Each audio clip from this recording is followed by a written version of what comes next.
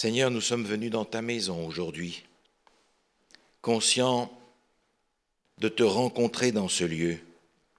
Mais nous aimerions, Seigneur, que tu demeures selon ta promesse dans nos cœurs par ton Saint-Esprit et que nous puissions encore à nouveau contempler et admirer Jésus, notre divin Sauveur. En son nom, nous te prions. Amen. On va ouvrir nos Bibles dans Luc chapitre 1, les versets 68 à 79. Béni soit le Seigneur, le Dieu d'Israël, parce qu'il a visité et racheté son peuple. Il nous a donné un puissant sauveur dans la famille de son serviteur David. C'est ce qu'il avait annoncé par la bouche de ses saints prophètes des temps anciens. Un sauveur qui nous délivre de nos ennemis et de la domination de tous ceux qui nous détestent. Ainsi, il manifeste sa bonté envers nos ancêtres et se souvient de sa sainte alliance, conformément au serment qu'il avait fait à Abraham, notre ancêtre. Il avait juré qu'après nous avoir délivrés de nos ennemis, il nous accorderait de le servir sans crainte, en marchant devant lui dans la sainteté et dans la justice tous les jours de notre vie. Et toi, petit enfant, tu seras appelé le prophète du Très-Haut, car tu marcheras sous le regard du Seigneur pour préparer ses chemins et pour donner à son peuple la connaissance du salut, par le pardon de ses péchés, à cause de la profonde bonté de notre Dieu. Grâce à elle, le soleil levant nous a visités d'en haut pour éclairer ceux qui sont assis dans les ténèbres et dans l'ombre de la mort, pour diriger nos pas sur le chemin de la paix. Que Dieu bénisse sa parole. Je vous invite à vous asseoir pour le chant de préparation que l'on trouve dans les hymnes et louanges au numéro 49, que l'on va chanter en entier.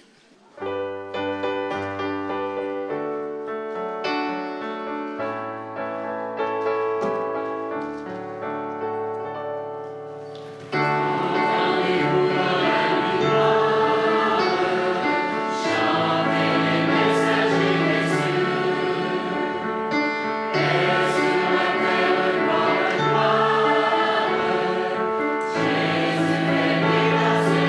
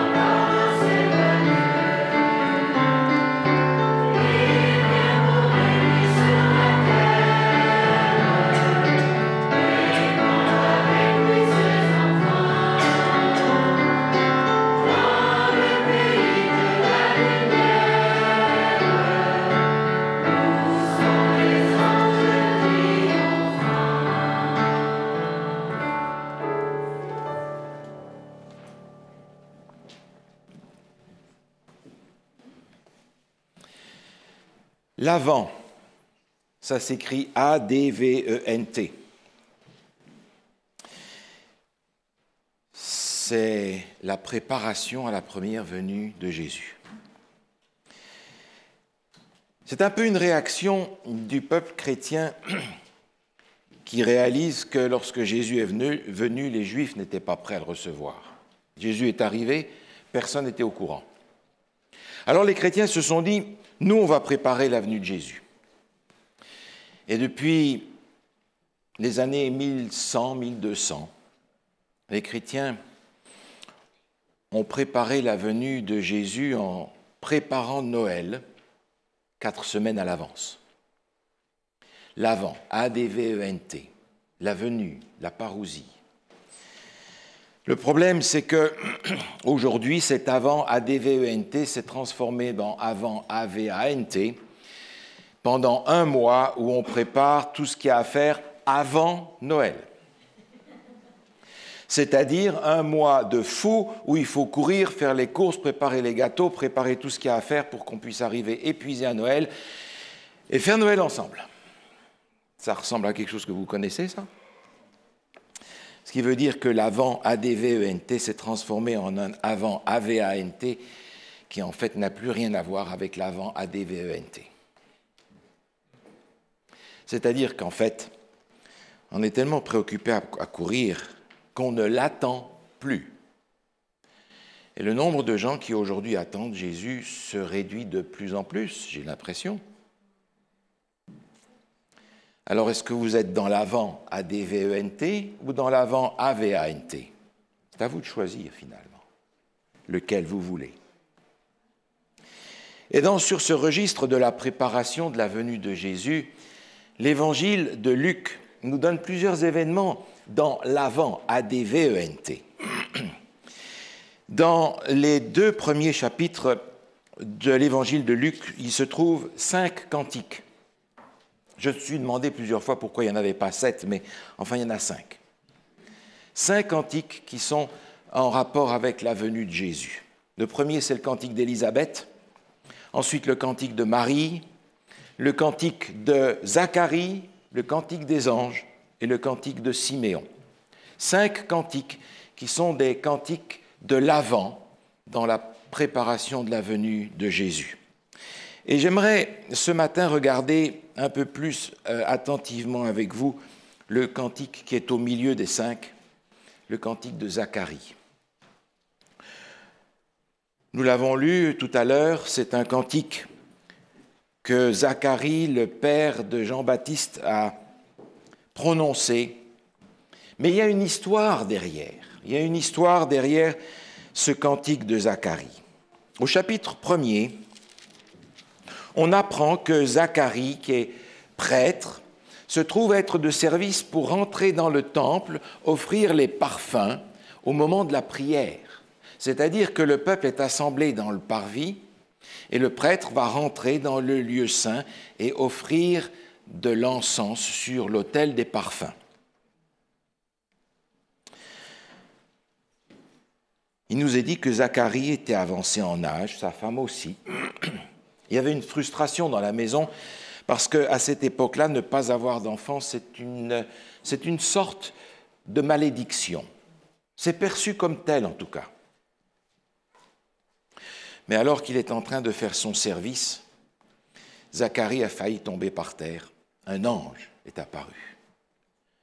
Un ange est apparu et il a vu sur le visage de Zacharie une terreur épouvantable. Il lui a dit « N'aie pas peur, n'aie pas peur. N'aie pas peur, je viens simplement pour t'annoncer que ta prière est exaucée. La prière exaucée, ta femme sera enceinte. Elle enfantera un fils. Et tu lui donneras le nom de Jean. Tout est prévu. » Alors c'est le moment où Zacharie, écoutez bien, va poser une question d'homme. C'est au verset 18. Et Zacharie dit à l'ange, « À quoi reconnaîtrai-je cela ?» Mais voyons Zacharie, à quoi est-ce que tu vas voir que ta femme est enceinte? Tu penses à quoi, Zacharie? Et l'ange lui dit, « Mon pauvre Zacharie, tu n'y crois pas. » Et il continue en disant, « Je suis Gabriel. Je me tiens devant Dieu, j'ai été envoyé pour te parler, pour t'annoncer cette bonne nouvelle. Et voici, tu seras muet, et tu ne pourras parler jusqu'au jour où ces choses arriveront, parce que tu n'as pas cru à mes paroles qui s'accompliront en leur temps. Tu seras muet. » Et Zacharie, qui finit son devoir là, va sortir du temple muet.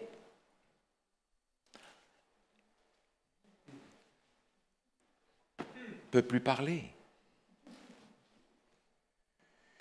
Alors, je pense qu'il y a toujours des femmes qui se plaignent que leur mari ne parle pas. C'est ça ?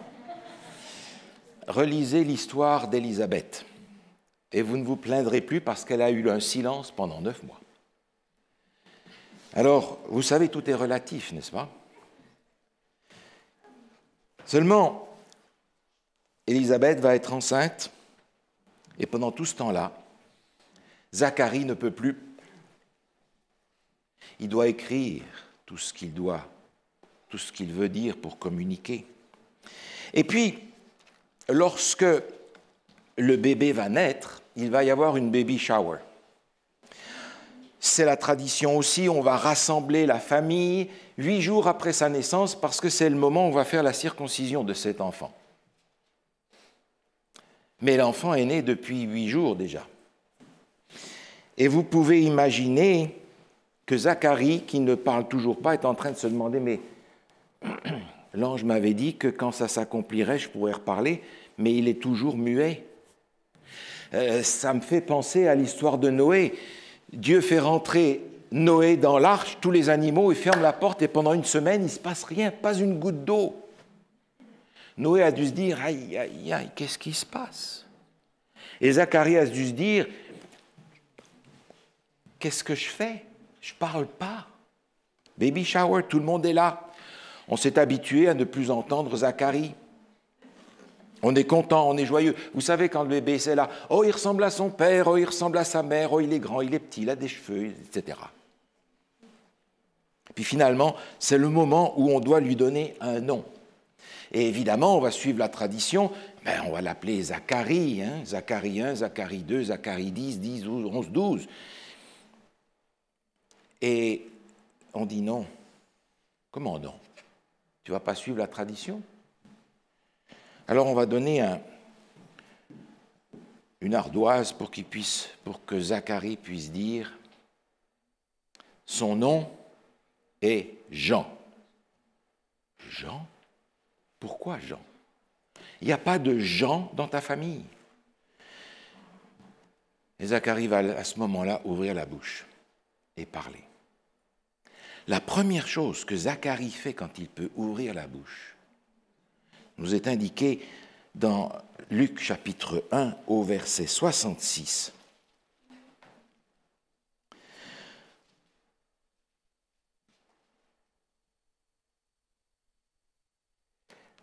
Au verset 67.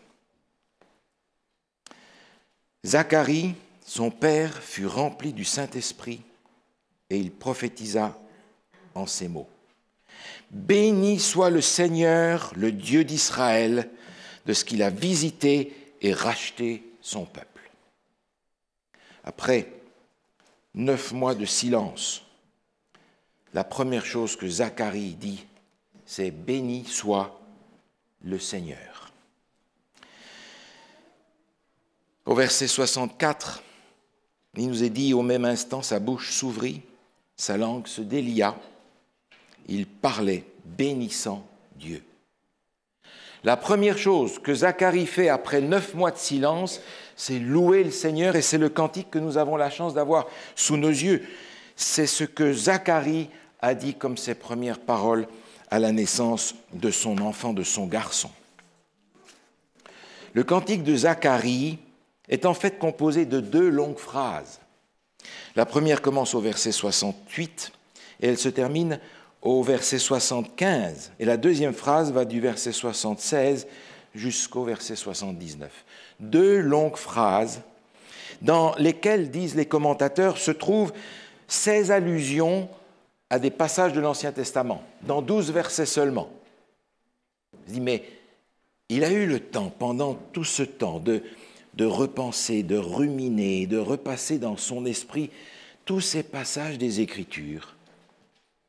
Et quand il a enfin l'occasion de parler, ce sont les Écritures qui sortent encore du profond de lui-même, et c'est ce cantique qu'il va prononcer pour la naissance de cet enfant. Mais curieusement, quand on a lu tout à l'heure ce texte, vous vous êtes rendu compte que Jean-Baptiste, ce fils qui lui est né, le fils du miracle, n'est pas vraiment le cœur de ce cantique. Au cœur de ce cantique se trouve la promesse du Sauveur qui va venir et que Jean va préparer le chemin. Au cœur de ce cantique se trouve en fait le Sauveur, un Sauveur qui nous délivre de nos ennemis et de la main de ceux qui nous haïssent. La promesse d'un Sauveur, c'est ça qui est au centre de ce cantique. Et puis il va dire aussi quelque chose pour cet enfant. Et toi, petit enfant, tu seras appelé prophète du Très-Haut, car tu marcheras devant la face du Seigneur pour préparer ses voies. Voilà ce que Jean-Baptiste est en train de présenter comme cantique. Mais ce cantique contient 2 versets qui parlent de la même chose. C'est le verset premier, le premier verset, c'est-à-dire le verset 68, et c'est ensuite le verset 78. Il est dit « Béni soit le Seigneur, le Dieu d'Israël, qui nous a visités et racheté son peuple. » Verset 78. Grâce aux entrailles de miséricorde de notre Dieu, en vertu de laquelle le soleil levant nous a visités d'en haut. Nous a visités. Dieu nous a visités. Pensez que lorsque Zacharie dit cela, Dieu a été silencieux depuis 400 ans. Depuis Malachie, la parole de Dieu n'a plus été entendue. Rien. Et ces 400 ans ont été 400 ans de violence, de révolte, de guerre, des 400 ans de misère, de souffrance, de sang versé, 400 ans de rien, 400 ans de silence de Dieu. Dieu ne dit rien pendant 4 siècles. Et finalement, Dieu visite son peuple. Et il parle à Zacharie. 400 ans, et maintenant Zacharie éclate en chant de louange parce que, enfin, Dieu nous a visités. Enfin, Dieu nous visite. Ce mot « visiter » dans l'Ancien Testament se retrouve à de nombreuses occasions et aussi dans le Nouveau, avec un sens bien particulier. Dans le Nouveau, par exemple, on le retrouve quelques chapitres plus loin, dans Luc, au chapitre 7. Il est question là de la résurrection que Jésus va offrir au fils de la veuve de Naïn. Et lorsque tout le monde voit ce qui s'est passé, au verset 16, il est dit « Un grand prophète apparu parmi nous et Dieu a visité son peuple. » Dieu a visité son peuple. Ils ont vu quelque chose d'extraordinaire, qui est une nouvelle inimaginable. Cet enfant qui était mort, il vit. Et ils disent, Dieu a visité son peuple par le moyen de ce prophète, qui était Jésus. Et ils ne voyaient pas plus loin que ça en lui pour ce moment-là. Et puis un autre endroit où ce mot est utilisé, c'est dans Matthieu 25, un texte que vous connaissez bien, qui est en rapport avec le jugement, qui est dans la suite de ce que Jésus dit dans Matthieu 24 pour se préparer au retour, à son deuxième retour, où il est dit au verset 36, « J'étais nu, vous m'avez vêtu. J'étais malade, vous m'avez visité. » Oui, j'étais malade et vous m'avez visité.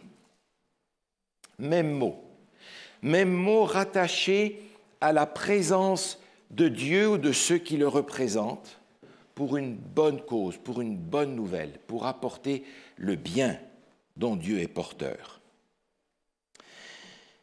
Ce mot qui est employé dans le Nouveau Testament a donné en français le mot épiscopal. Et nous l'avons traduit, nous, comme étant l'ancien d'Église, par exemple. Et qui veut dire finalement pas mal de choses, mais positif. Veiller sur, veiller à, prendre soin, s'occuper, pourvoir, rendre visite. Et c'est effectivement le rôle de l'épiscope, de l'ancien, si vous voulez. Dans l'Ancien Testament, il y a beaucoup plus de références au mot équivalent. Et curieusement, ce mot « visiter » dans l'Ancien Testament prend deux sens contraires, suivant le contexte. On va prendre quelques exemples. Dans Genèse, au chapitre 50, nous nous trouvons là dans l'histoire de Joseph qui, à la fin de sa vie, Genèse 50, verset 24, à la fin de sa vie, Joseph va dire ceci. Genèse 50, verset 24. Joseph dit à ses frères, « Je vais mourir, mais Dieu vous visitera et il vous fera remonter de ce pays dans le pays qu'il a juré de donner à Abraham, à Isaac et à Jacob. » Dieu va vous visiter, il va venir et il va vous sortir de ce pays pour vous amener dans la terre promise. C'est d'ailleurs ce qui va arriver dans les premiers chapitres de l'Exode, lorsque Moïse va parler à son peuple pour expliquer et montrer les signes qu'il va faire de la part de Dieu. Le peuple va reconnaître que Dieu l'a visité. Dans le psaume 106, on a une autre utilisation de ce mot, toujours dans le sens positif. On va lire ce texte au verset 4, psaume 106, au verset 4. Le même mot est employé dans ce passage où il est dit « Éternel, souviens-toi de moi dans ta bienveillance pour ton peuple. Souviens-toi de moi en lui accordant ton secours. » En fait, « Souviens-toi de moi », c'est « Visite-moi et apporte-moi ton secours ». Certaines versions vont dire « ton salut », ce qui est en fait la même chose. Ce mot a été traduit de plusieurs manières différentes suivant le contexte, mais là, le psalmiste dit « Seigneur, visite-moi ». Et il y a un OH au début de ce verset, en français, disons, qui est une invocation, un appel de Dieu. « Seigneur, visite-moi, je t'en prie, avec ton secours et ton salut. » Un dernier dans les psaumes, psaume 65. Psaume 65, au verset 10. C'est un psaume que l'on lit lorsqu'on célèbre l'action de grâce, où il est dit au verset 10, psaume 65, verset 10, « Tu visites la terre et tu lui donnes l'abondance. Tu la combles de richesses. Le ruisseau de Dieu est plein, tu prépares le blé quand tu le fertilises ainsi. » Tu visites la terre. Dieu visite la terre et il s'ensuit une abondance, une richesse extraordinaire ici dans le cadre des récoltes. Ça, c'est le premier sens que l'on trouve dans l'Ancien Testament et qui rejoint ce qu'on a dans le Nouveau Testament. Prendre soin, visiter, pourvoir, veiller à, établir, passer en revue. C'est l'idée de prendre soin et d'apporter quelque chose qui est une bénédiction. Curieusement, ce même mot est employé dans des contextes différents. Et on va prendre des exemples, on ne va pas en prendre trop, juste un ou deux. Par exemple, dans le psaume 59, au verset 6. Psaume 59, au verset 6. Il est dit « Toi, Éternel, Dieu des armées, Dieu d'Israël, lève-toi pour châtier toutes les nations. En fait, il est dit, lève-toi pour visiter toutes les nations. Mais dans un sens tout à fait différent.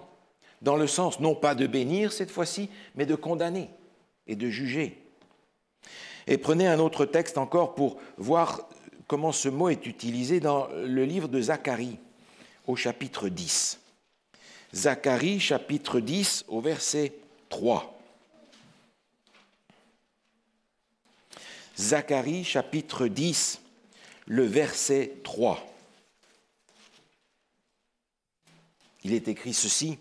« Ma colère s'est enflammée contre les bergers, et je châtierai les boucs, car l'Éternel des armées visite son troupeau, la maison de Juda, et il en fera comme son cheval de gloire dans la bataille. »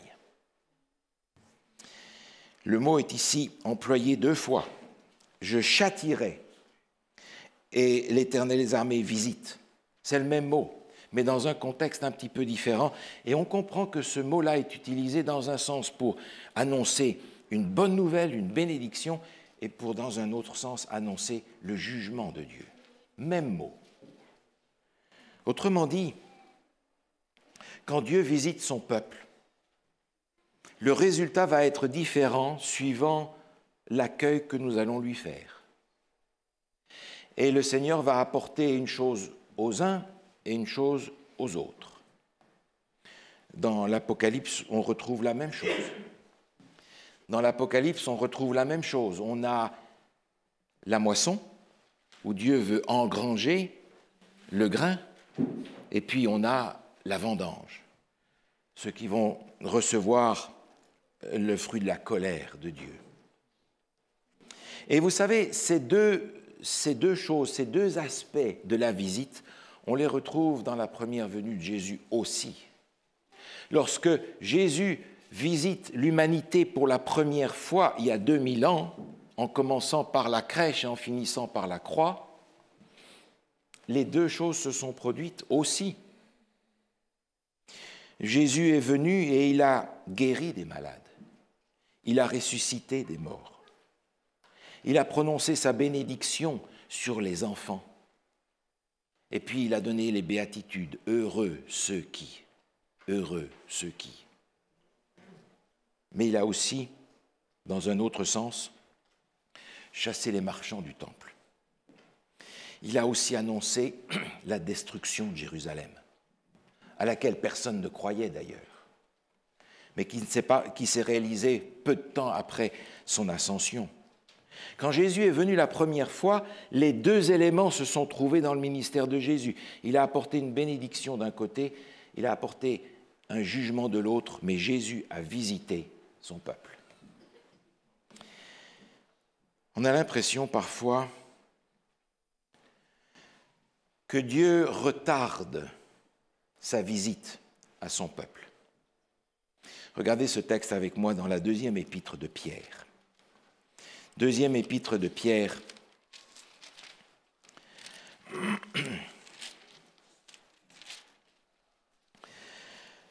au chapitre 3.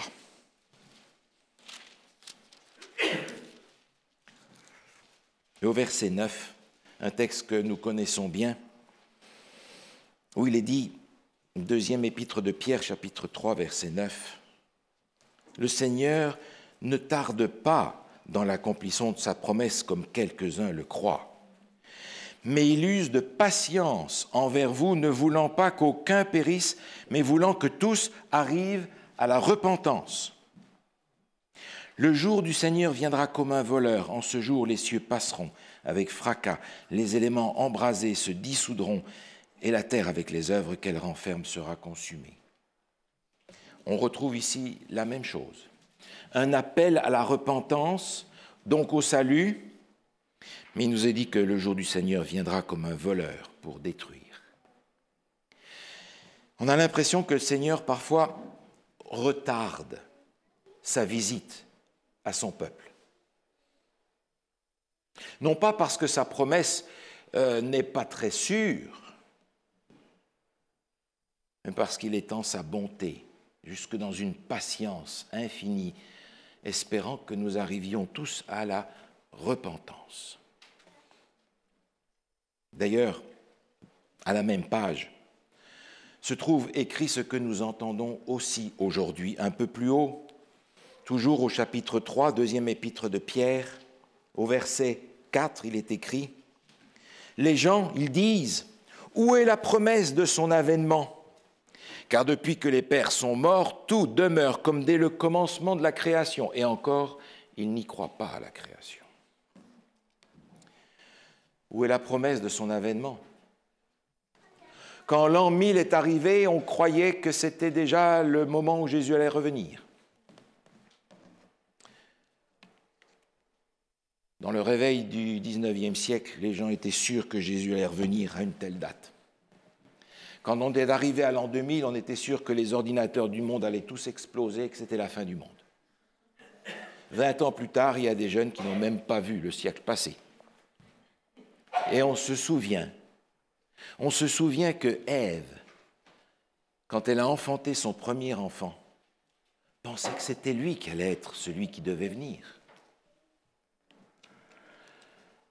Le Seigneur retarde sa visite parfois pour notre bien, à cause de nous, pour nous.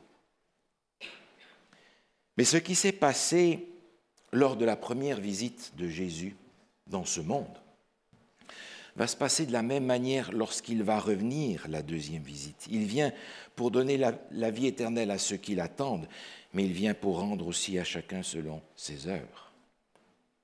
Alors, la question est simple. Est-ce que vous savez quand Dieu vous a visité? Est-ce que vous le savez? Ou est-ce que sa visite est passée aussi inaperçue que la visite de Jésus pour le peuple hébreu? Est-ce que vous savez quand Dieu vous a visité? Dieu peut nous visiter de toutes sortes de manières.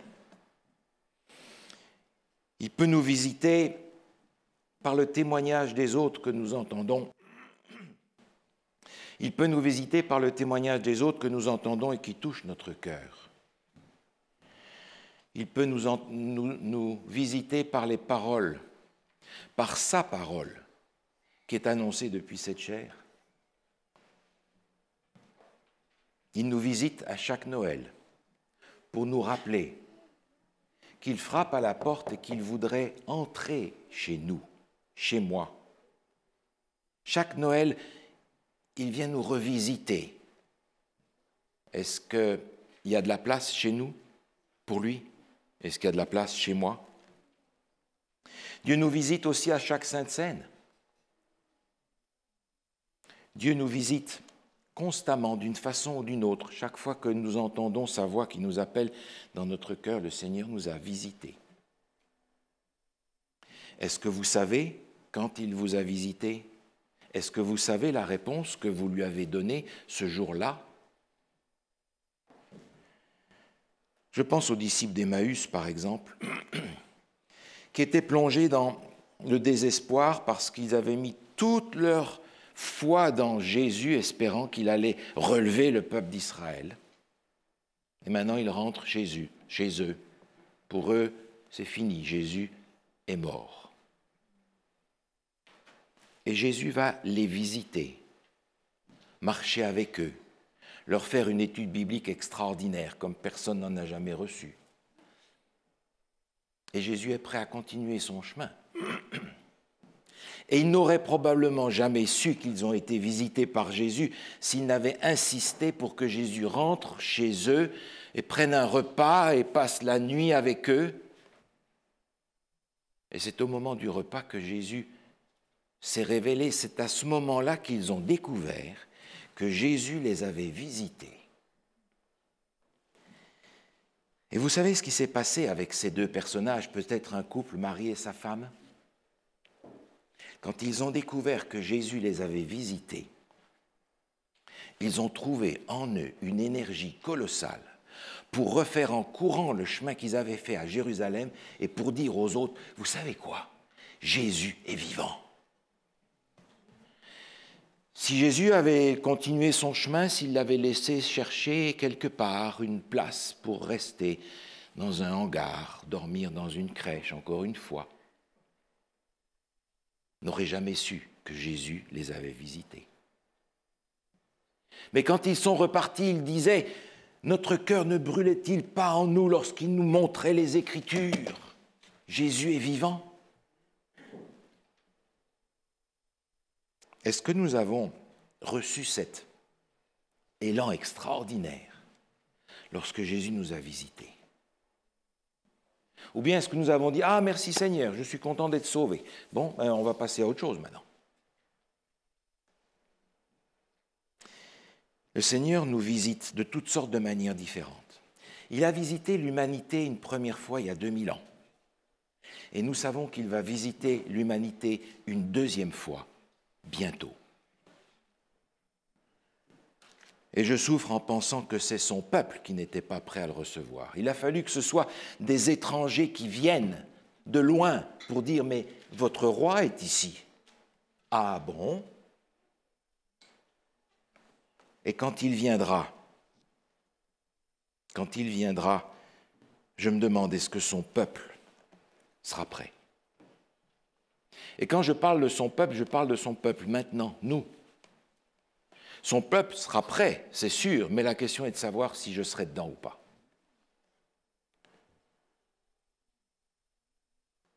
Le cantique de Zacharie, dans l'évangile de Luc au chapitre 1, met l'emphase sur celui qui est au centre même de cette bonne nouvelle, Jésus. Il est dit, et toi petit enfant, verset 76, tu seras appelé prophète du Très-Haut, car tu marcheras devant la face du Seigneur pour préparer ses voies, afin de donner à son peuple la connaissance du salut et le pardon de ses péchés. Verset 78, grâce aux entrailles de la miséricorde de notre Dieu, en vertu de laquelle le soleil levant nous a visités d'en haut, pour éclairer ceux qui sont assis dans les ténèbres et dans l'ombre de la mort, pour diriger nos pas dans le chemin de la paix. Le Seigneur a envoyé le soleil de justice pour nous communiquer cette justice, pour nous éclairer, pour nous sortir des ténèbres. Jésus, cette lumière dont il est question dans l'évangile de Jean, en commençant l'évangile de Jean. Jésus, cette lumière dont il est question dans Genèse au début, la création. La lumière pour commencer, Dieu lui-même qui éclaire ce monde de sa présence.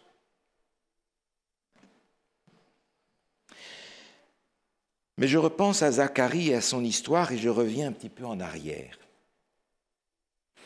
Au chapitre 1, il nous est dit, au verset 21, Évangile selon Luc, chapitre 1, verset 21, « Cependant, le peuple attendait Zacharie, s'étonnant de ce qu'il restait si longtemps dans le temple. Quand il sortit, il ne put leur parler, et ils comprirent qu'il avait eu une vision dans le temple. Il leur faisait des signes, car il était muet. » Les gens attendaient. Et il était convenable dans ce temps de faire ce service du parfum d'une façon rapide. Ce n'est pas quelque chose qui se faisait tranquillement, où on prenait son temps pour revisiter le lieu saint.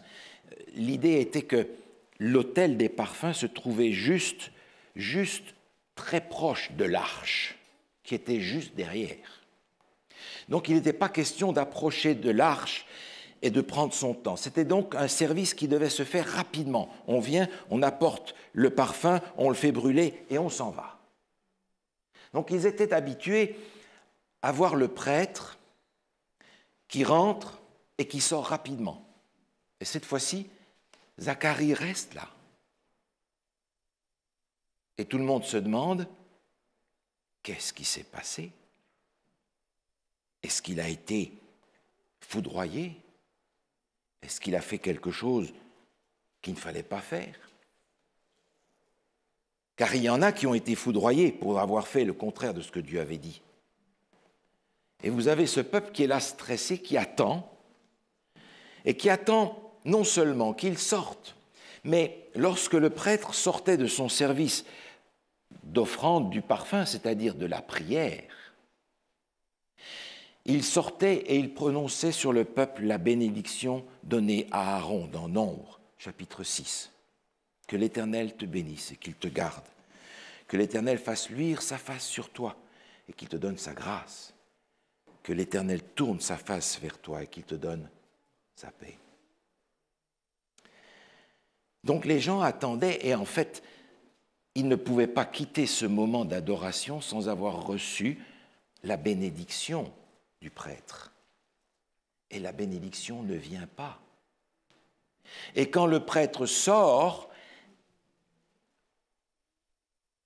il ne peut pas prononcer la bénédiction parce qu'il est muet. Pas de bénédiction.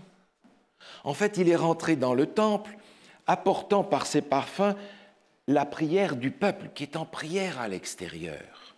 C'est lui qui intercède, c'est lui qui est le porteur des prières du peuple et qui vient présenter ça à Dieu. Et quand il sort, il n'y a pas de bénédiction. La bénédiction ne viendra que 9 mois plus tard. Le jour où Zacharie va retrouver la parole et où il va dire, chapitre 1, verset 68, « Béni soit le Seigneur, le Dieu d'Israël, de ce qu'il a visité et racheté son peuple. » La bénédiction que le peuple doit recevoir ce jour-là, il ne va pas la recevoir parce qu'en réalité, la bénédiction va arriver 9 mois plus tard, avec l'arrivée du prophète, qui va ouvrir le chemin pour le Sauveur. Cette manière de faire me fait penser que Dieu avait véritablement voulu que le silence mette en évidence le cantique et la bénédiction qu'il prononce. Le mot qui est dans ce texte a donné en français le mot « éloge ». Quand on fait l'éloge de quelqu'un, on dit du bien de cette personne. Par le latin, c'est devenu le mot « bénir », dire du bien de, prononcer du bien sur quelqu'un. Et c'est ce qu'il fait, il est en train là de louer Dieu, de remercier Dieu, d'adorer Dieu. Béni soit le Seigneur, le Dieu d'Israël. Le silence fait ressortir la parole de Dieu. Je pense par exemple à l'Alléluia de Handel, où ce mot Alléluia ressort, où on met en évidence le ministère de Jésus. Et tout d'un coup, il s'arrête. Alléluia. Et il y a 3 mesures de silence total avant d'entendre le dernier Alléluia. Ces 3 mesures de silence attirent l'attention sur ce mot « gloire à Dieu » une dernière fois. Et quand on entend ça, on ne peut pas se retenir de dire après ça « Amen ». Dans l'Ancien Testament se trouve l'annonce de Jean-Baptiste. Ce sont les derniers mots de l'Ancien Testament. L'annonce de Jean-Baptiste. Et dans cette annonce de Jean-Baptiste, il y a la promesse d'envoyer Élie et le réveil, mais aussi l'annonce du jugement pour ceux qui ne vivront pas ce réveil. Et lorsqu'on tourne une page, on arrive dans le Nouveau Testament. Dans le Nouveau Testament, la bénédiction est là. La bénédiction du Sauveur qui vient et qui est annoncée. Et notre réponse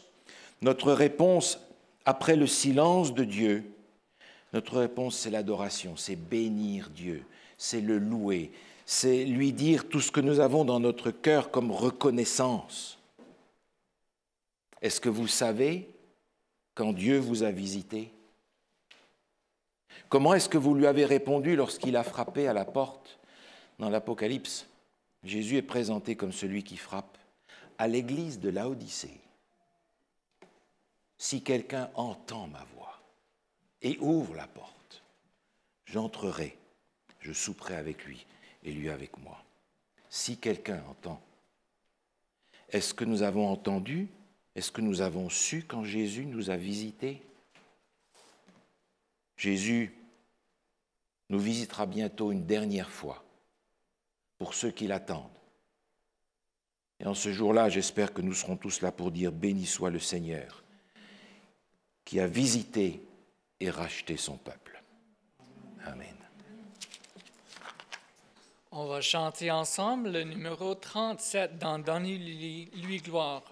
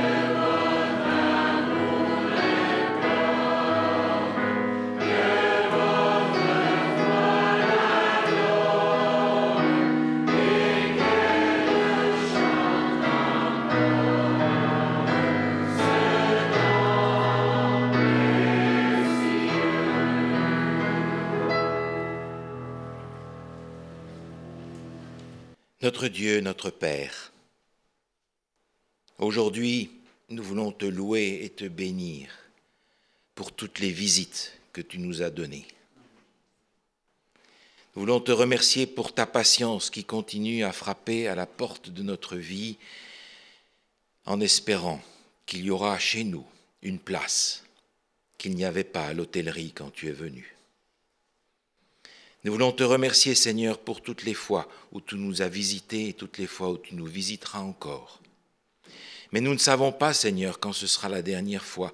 Alors, frappe encore aujourd'hui et que dans ce temps de Noël, nos pensées soient tournées vers toi avant tout pour te recevoir à nouveau comme notre Sauveur, comme notre Seigneur, en attendant ce moment où nous te verrons venir sur les nuées des cieux et où nous pourrons dire « Voici notre Sauveur, nous l'avons attendu ». Béni soit le Seigneur, l'Éternel, de ce qu'il a racheté son peuple, de ce qu'il nous a visités et de ce qu'il nous visite encore aujourd'hui dans sa bonté, dans sa patience. Seigneur, visite chacun d'entre nous, petit et grand, aujourd'hui.